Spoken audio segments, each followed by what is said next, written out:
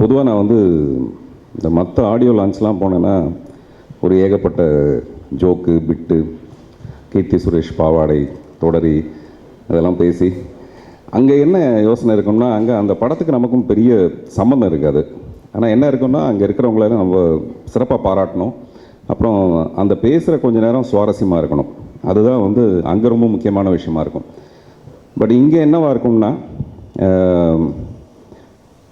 இந்த படம் எதற்காக தொடங்கப்பட்டது முதல்ல அதுதான். எனக்கு சினிமாவை தவிர வேறு ஒன்றுமே தெரியாது. என்னோடய ப்ரொஃபைலில் போட்டிருப்பேன் என்னுடைய படிப்பு என்னென்னா நத்திங் பட் சினிமா அப்படின்னு போட்டிருப்பேன். சினிமாவை தவிர நமக்கு வேறு ஒன்றும் பொழப்பு தெரியாது. அது இந்த 500 1000 மாறினாலும் சரி, நாளைக்கு 2000 செல்லாதுன்னு சொன்னாலும் சரி, நமக்கு சினிமாவை தவிர ஒரு பொழப்பும் தெரியாது. நான் இந்த படத்தையே ரொம்ப ஒரு மாதிரி அப்ட்ராக்டாக சொல்லியிருக்கேன். இந்த தைரியம் எனக்கு எங்கேருந்து வந்ததுன்னா கதை திரைக்கதை வசனம் படத்தோட வெற்றிக்கு அப்புறம் தான். என்னுடைய உடன் வேலை செஞ்ச கிருஷ்ணமூர்த்தி அந்த மாதிரி நிறைய பேர் என்ன சொன்னாங்கன்னா, அது ரொம்ப குழப்புது சார் கதை திரைக்கதை வசனம், முன்ன பின்ன சொல்கிற விதம் வந்து அவ்வளோ தூரம் புரிஞ்சுக்குவாங்களான்னு தெரியல ஆடியன்ஸ். நம்ம எப்போவுமே ஆடியன்ஸை வந்து குறைவாக மதிப்பிட்டு அவங்களுக்காகவே நம்ம கமர்ஷியல் படம் தயாரிப்போம். அவங்களுக்கு 4 பாட்டு ஃபைட்டு இந்த பஞ்ச் டைலாக் இதெல்லாம் பேசினா தான் அவங்களுக்கு பிடிக்கும் நினைப்போமே தவிர, வேறு ஒரு செக்டர் ஆஃப் ஆடியன்ஸ் இருக்காங்க. அவங்களுக்கு வந்து அவங்களுடைய அறிவு வளர்ச்சிக்கு தகுந்த மாதிரி நம்ம படம் எடுத்தால் டெஃபினட்டாக அந்த படம் வெற்றி பெறுங்கிறதுக்கு கதை திரைக்கதை வசனம் வந்து இயக்கம் படம் வந்து ஒரு பெரிய உதாரணமாக இருந்தது. ஸோ அது கொடுத்த தைரியம். தியேட்டரில் போய் பார்த்தோன்னா அவங்க சொன்னதெல்லாம் பொய்யாயிடுச்சு. அங்கே போனால் நான் என்னெல்லாம் ஜிக்ஸாக்காக பண்ணியிருந்தனோ அது எல்லாமே மிக பெருசாக ரசிச்சிருந்தாங்க. அதனால் இந்த படத்தையும் நான் ரொம்ப ஒரு மாதிரி அப்ட்ராக்டாக சொல்கிற விதத்தில் மட்டும்தான். வேகமாக முடிஞ்சுன்னா படம் வந்து வேகமாக முடியல, நான் வேகமாக ஓட்டுறேன். அது ஏற்படுத்தின ஒரு ப்ரெஷர் வந்து விஷனை வந்து டிஸ்டர்ப் பண்ணியிருக்கு. அதனால் இனிமேல் இவ்வளோ ப்ரெஷரையும் டென்ஷனையும் கொஞ்சம் குறைச்சிங்க. டென்ஷனை வந்து ஒரு 9 ஷன் 8 ஷன் அட்லீஸ்ட் 5 ஷன் அந்த மாதிரியாவது குறைச்சிங்க அப்படின்னு டாக்டர்ஸ் அட்வைஸ் பண்ணியிருக்காங்க. இதெல்லாம் எதுக்கு சொல்கிறேன்னா, இந்த படம் கதை திரைக்கதை வசனம் இயக்கத்துக்கு அப்புறமேல 2-3 தயாரிப்பாளர்கள் வந்தாங்க, படம் பண்ணணுன்னு வந்தாங்க. 6 கோடி ரூபாய் ஃபர்ஸ்ட் காப்பி அப்படின்னு சொல்லிட்டு 3 கோடி ரூபாய்க்கு ஒரு செக், ஒரு சிங்கிள் செக் 3 கோடி ரூபாய். அது வந்து பவுன்ஸ் ஆகி என்னுடைய டேபிளில் இருக்குது இப்போது. அப்புறம் இன்னொரு ப்ரொடியூசர் வந்தார், 1 கோடி ரூபாய் செக் கொடுத்துருக்காரு. 35 3 செக்குமே திரும்ப வந்திருக்கு. ஒன்றாவது தவறி போய் ஓகே ஆகிடுன்னு பார்த்தேன், ஆகலை, அது வந்திருக்கு. ஒருத்தர் 25 லட்சம் ரூபாய் செக் கொடுத்துருக்காரு. இவங்கெல்லாம் என்ன பண்ணுவாங்கன்னா, அந்த செக் கொடுத்துட்டு அந்த படம் பண்ணுறோன்னு கிட்டத்தட்ட ஒரு 3 மாதம் 4 மாதம் நம்ம அவங்களோட ட்ராவல் பண்ணிகிட்ருக்கோம். ஒவ்வொருத்தருடைய ரசனைக்கு தகுந்த மாதிரி. ஒருத்தர் வந்து கதை திரைக்கதை வசனம் இயக்கத்துலேருந்து அந்த ரொமான்ஸ் ரொம்ப பிடிச்சது, அதை வச்சு மட்டுமே எனக்கு ஒரு படம் பண்ணிட்டாங்கன்னாரு. உடனே நம்ம அதில் ட்ராவல் பண்ணோம். கிட்டத்தட்ட ஒரு 4 மாதம் அந்த மாதிரியான ஒரு கதை. அதுக்கப்புறமேல இந்த பவுன்ஸ் செக்கை திரும்பி வந்துடும். அப்புறம் கேட்டால் அவங்ககிட்ட இந்த சரியாக பதில் வராது. அவங்களுக்கு 1008 குழப்பங்கள் இருக்கும். இப்படியே கிட்டத்தட்ட ஒரு 2 வருஷம் கடந்து போய் அதுக்கப்புறம் இந்த படத்தை வந்து நான் ஒரு க்ரௌட் ஃபண்டிங் மெத்தடில் பண்ணலாம். க்ரௌட் ஃபண்டிங்னா எனக்கு டெஃபினட்டாக ஃபினான்ஷியல்ஸ் ரெடியாக இருக்காங்க எனக்கு பணம் கொடுக்கறதுக்கு. எனக்கு பணத்தில் ஒரு பெரிய பிரச்சனையுமே கிடையாது. இது வரைக்கும் நான் யாருக்கும் 10 பைசா கடன் வச்சது கிடையாது. வீட்டெல்லாம் விற்றுட்டு கூட நான் கடனை திருப்பி கொடுத்துருக்கேனே தவிர எனக்கு அந்த மாதிரியான ஒரு கிரெடிட் மட்டும் எங்கேயுமே இருந்தது இல்லைங்கிறது என்னோடய நல்ல கிரெடிட். எனக்கு தெரிஞ்ச உலகத்தில் நல்ல கதை சொல்கிறவங்களாம் நல்ல படம் பண்ணதில்லைன்னு சமீபத்தில் ஜீவா கூட என்கிட்ட சொன்னார். நடிகர் ஜீவா, கதையெல்லாம் வந்து நல்லா தான் சார் சொல்கிறாங்க, படம் பார்த்தா அந்த மாதிரி இருக்க மாட்டேங்குதுன்ட்டு.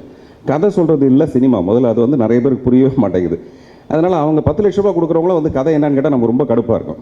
நான் போன படம் வந்து ப்ரொடியூசருக்கே கதை சொல்ல. அது என்னென்னா அது திமிரு கிடையாது, அது ஒரு சுதந்திரம். 2 நாளைக்கு முன்னாடி கௌதம் மேனன் பேசினதில் வந்து இந்த படத்தை பற்றி அச்சம் என்பது மடமையை பற்றி சொல்லும்போது நிறைய விஷயங்கள் சொன்னார். அதில் எனக்கு ஒரு விஷயம் உடன்பாடாக இருந்தது. ஒரு கிரியேட்டருடைய திமிர் இருக்குது பார்த்தீங்களா, அந்த திமிரு தான் அந்த படத்தை கொடுக்குற ஒரு விஷயம். டெஃபினட்டாக இந்த படம் முடிஞ்சோடனே எனக்கு பயங்கர சந்தோஷமாக இருக்குன்னு நான் நினச்ச படம் வந்திருக்குன்ட்டு. ஆனால் நினச்ச படத்தை கொண்டு போய் எப்படி சேர்க்குறது, எங்கே கொண்டு போய் சேர்க்க போகிறேன்னா, இப்போ நான் இந்த இடத்துல பதிவு பண்ண இன்னொரு விஷயம் என்னென்னா, தயாரிப்பாளர்கள் சங்கத்துக்கு நான் சொல்லணும்னு நினைக்கிறேன். எந்த தயாரிப்பாளர்கள் தலைவராக வந்தாலும் சரி, இந்த பிரச்சனை மட்டும் பழைய பிரச்சனையாகவே இருந்துருக்கு. என்னென்னா, பண்டிகை அன்னைக்கு மிகப்பெரிய நடிகர்களுடைய படம் வர வேண்டிய அவசியமே கிடையாது. இதை நான் ரொம்ப தொன்று சொல்லிட்டு இருக்க ஒரு விஷயம். அந்த நடிகரோட படம் ரிலீஸ் ஆகிறதே ஒரு பண்டிகை மாதிரி. அப்படி இருக்கும்போது பண்டிகை அன்னைக்கு பெரிய படங்கள் விஜய் படமோ அஜித் படமோ ரிலீஸ் ஆகிறதுனால இந்த சின்ன படங்களுக்கான வாய்ப்பு வந்து மிக குறையுது. அதுக்கு பதிலாக பண்டிகை நாட்களில் ஜனங்க படம் பார்க்கணுன்ற ஒரு விருப்பம் இருக்கிற அன்னைக்கு இந்த சின்ன படங்கள் வெளியாச்சுன்னா டெஃபினட்டாக அந்த படங்களுக்கு ஒரு சின்ன வாய்ப்பு இருக்கும். பெரிய நடிகர்களோட படம் என்றைக்கு வந்தாலும், அது வெள்ளிக்கிழமை வந்தாலும் சரி, இல்லை செவ்வாய்க்கிழமை வந்தாலும் சரி. இப்போ அஜித் படம்லாம் செவ்வாய்க்கிழமை தான் நான் போய் பார்ப்பேன். அதனால் அந்த மாதிரி படங்களுக்கு கொடுக்குற ஒரு முக்கியத்துவத்தை சிறு படங்களுக்கு கொடுக்கணுன்றது என்னோடய விருப்பம். அது எதுக்காக சொல்லணும்னா, டிசம்பர் 23ஆம் தேதி இந்த படம் வெளியீடு அப்படின்னு சொல்லிட்டு நானே அனௌன்ஸ் பண்ணிக்கிட்டேன். 16 வயதில் சொல்கிற மாதிரி எல்லாரும் ஒன்று பொண்ணு சுப்பிரமணியன் தானே சொல்கிறாங்க, எவன் சொல்கிறான், நானே தான் சொல்லிட்டு அலைகிறேன் அப்படிப்பாங்க. யாரும் வாங்கலைன்னும் போது நான் தான் டிசைட் பண்ணணும், இது வந்து என்னுடைய படம், என்னுடைய படத்தை நான் தான் வெளியிடணும். அது கொஞ்சம் திமிர் இருக்குது நமக்கு. என்ன இருக்குன்னா, முதல்ல வந்து ரசிகர்கள் மேலே இருக்கிற ஒரு மிகப்பெரிய நம்பிக்கை, டெஃபினட்டாக நல்ல படங்களை அக்செப்ட் பண்ணிக்குவாங்க. அடுத்ததாக நீங்கள் ஒரு நல்ல படங்களை நல்ல விதமாக தான் நீங்கள் விமர்சனம் பண்ணுவீங்கன்றது ஒரு மேலே இருக்கிற ஒரு பெரிய நம்பிக்கை. அது இல்லாமல் எனக்கு தொட்டு நீங்கள் கொடுத்துட்ருக்க ஒரு சப்போர்ட். போன படத்தில் வந்து ரீ ரெக்கார்டிங் வந்து சத்யா சார் பண்ணார். அவருடைய அந்த டெடிக்கேட்டடான ஒர்க் வந்து என்னை ரொம்ப இம்ப்ரெஸ் பண்ணுச்சு. தைரியமாக சொல்லலாம், ராஜா சாருக்கு அடுத்தபடியாக போய் உட்காந்து வேலை வாங்கலான்னா டெஃபினட்டாக சத்யா சார்கிட்ட போய் உட்காந்து எனக்கு வந்து இந்த சுச்சுவேஷன் டியூன் கொடுங்கன்னு கேட்கலாம். இல்லாட்டி நிறைய பேர் கொரியரில் அனுப்புகிறேன்னு தான் சொல்லுவாங்க. டியூன் கேட்டு வந்தோன்னு வச்சுங்களேன், நீங்கள் போங்க நான் பின்னாடி கொரியரில் அனுப்பி வைக்கிறேன்னு சொல்லிட்டு அந்த வேலையே இல்லை அவர்கிட்ட. ஸோ அதனால் படம் வந்து டிசம்பர் 4ஆம் தேதி அன்னைக்கு அந்த படத்தோட ஆடியோ லான்ச்சும் 23ஆம் தேதி அந்த படத்தோட வெளியீடுன்னு நான் முடிவு பண்ணி வச்சுருக்கேன். 16ஆம் தேதி சிங்கம் வருது, 23ஆம் தேதி போகன் வருது, 1ஆம் தேதி இது வருது, 7ஆம் தேதி இது வருதுன்னு சொல்லிட்டு ஒரு பெரிய லிஸ்ட் வருது.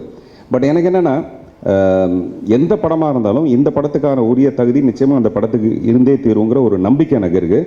அதை விட ரொம்ப முக்கியமான உங்ககிட்ட நான் எதிர்பார்க்குற ஒரு விஷயம்னா, உண்மையிலேயே இது நல்ல படம் தெரிஞ்சதுன்னா அந்த படத்துக்கான வரவேற்பையும் விமர்சனத்தையும் ஜனங்கிட்ட கொண்டு போய் சேர்க்கறதுக்கான ஒரு ஏற்பாடு. இது முதல்ல உங்கள் மூலமாக சேர்ந்ததுன்னா உண்மையான விஷயம் என்னென்னா, 4 டிஸ்ட்ரிபியூட்டர்ஸ் வந்து கேட்பாங்க, பத்திரிகையில் வந்து இந்த மாதிரிலாம் ஒரு செய்தி வந்ததுக்கப்புறம் இல்லை சார் உங்கள் படத்தை பற்றி பரபரப்பாக பேசிகிட்டு இருக்காங்க, என்ன விலைன்னு கேட்பாங்க. இதுதான் சூசகமாக இன்டைரக்டாக நடக்கிற அல்லது விரும்புகிற ஒரு விஷயம். இல்லாட்டி நம்ம வந்து ஆடியோ லான்ச் 4ஆம் தேதி வச்சுட்டு எதுக்கு இப்போ அவசர அவசரமாக செய்யணும்? இந்த நேர்மை எனக்கு மிந்தி கிடையாது. இப்போ தான் இவ்வளோ நேர்மையாக நான் உண்மை பேச ஆரம்பிச்சிருக்கேன் நான்.